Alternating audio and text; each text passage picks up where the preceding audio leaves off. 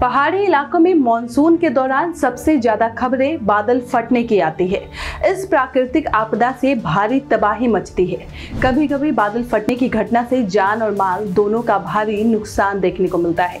लेकिन लोगों के मन में इस बात को लेकर हमेशा सवाल रहता है कि क्या सच में बादल फटता है? क्या सच में बादल फटने पर बादल के टुकड़े हो जाते हैं? आखिर बादल कैसे फटता है? अगर बादल फटता है तो क्या होता है? ऐसे तमाम सवाल लोगों के मन में उठते हैं। तो आज हम इस घटना से संबंधित आपके मन में उठ रहे सभी सवालों का इस वीडियो में जवाब देने जा रहे हैं। तो अंत तक इस वीडियो को जरूर देखिएगा और अगर पसंद आए तो हमारे चैनल को सब्सक्राइब कर लीजिएगा और वीडियो को भी शेयर करना नहीं भूलिएगा। तो सबसे पहले बात करते हैं बादल फटना किस घटना को कहते हैं। सबसे पहले आपके लिए ये जानना जरूरी है कि बादल फटने का मतलब ये नहीं होता है कि बादल के टुकड़े हो गए हों या फिर बादल गुब्बारे की तरह या किसी सिलेंडर की तरह फट गए हों।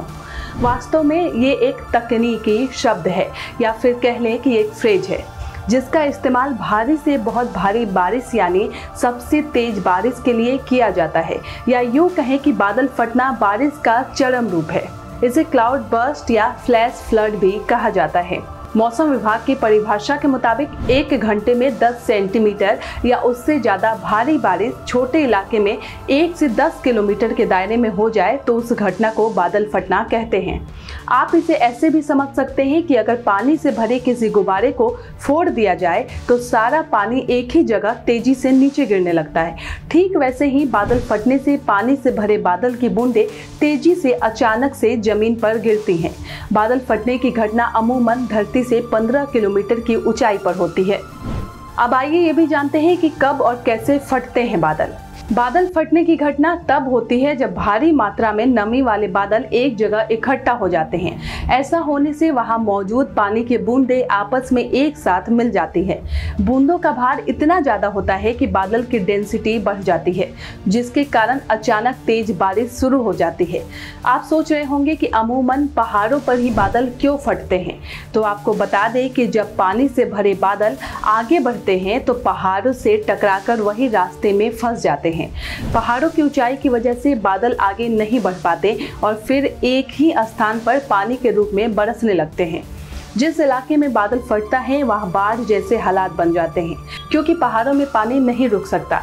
इसलिए बादल फटने पर नीचे आने वाला पानी अपने साथ मिट्टी, कीचड़ और पत्थरों के टुकड़े ले आता है। इसकी गति इतनी तेज होती है कि इसके सामने पड़ने वाली हर चीज बर्बाद हो जाती है, जिससे बाढ़ जैसे हालात बन जाते हैं। यहाँ एक ये भी सवाल है कि क्या बस पहाड़ों में ही बादल फटने की घटना होती है। तो बता दें कि पहले धारणा थी कि बादल फटने की घटना सिर्फ पहाड़ों पर ही होती है, लेकिन मुंबई में 26 जुलाई साल 2005 को बादल फटने की एक घटना के बाद ये धारणा बदल गई है।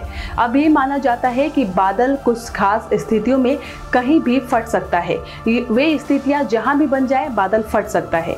कई बार बादल के मार्ग में अचानक से गर्म हवा का झोंका आ जाए तो भी बादल फटने की संभावनाएं बढ़ जाती है। मौसम विज्ञान के हवाले से कहा गया था कि 26 जुलाई साल 2005 को मुंबई में जो भीषण बारिश हुई थी उसके पीछे यही कारण था कि बादल किसी ठोस अवरोधक से नहीं बल्कि गर्म हवा से टकराए थे। क्या बादल फटने का पूर्वानुमान लगाया जा सकता है? ये भी एक बड़ा सवाल है। तो बता दें कि बादल फटने की घटना का पूर्वानुमान लगाना भी कठिन है, क्योंकि स्थान और समय के मामले में ये बहुत छोटे स्तर पर होती है। इस वजह से इनका पूर्वानुमान लगाना मुश्किल होता है।